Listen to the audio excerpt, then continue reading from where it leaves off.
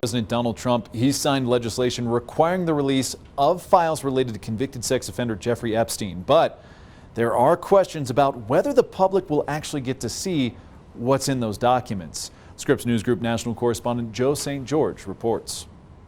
President Trump has signed into law new legislation to disclose the Epstein files. The big question in Washington, will they actually be released? President Donald Trump announcing that he has signed the Epstein Files Transparency Act into law, starting the 30-day clock for the government to now provide more disclosures to comply with the law. On Truth Social, the president writing, quote, "I have just signed the bill to release the Epstein files. As everyone knows, I asked Speaker of the House Mike Johnson and Senate Majority Leader John Thune to pass this bill in the House and Senate respectively. Because of this request, the votes were almost unanimous in favor of passage.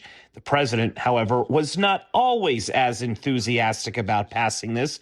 Critics say that the president could have authorized the release of these files on his own without Congress. Now all focus shifts to the Department of Justice, where attorneys under the new law do have the ability to withhold certain documents if it would jeopardize ongoing investigations. Attorney General Pam Bondi was asked about her plans on Wednesday. We have released over 33,000 Epstein documents to the Hill, and we'll continue to follow the law and to have maximum transparency. Also, we will always encourage all victims to come forward. There's new information, additional information, and again, we will continue to follow the law, to investigate any leads. On Capitol Hill, there's not a lot of optimism that all files will be released, especially by Democrats.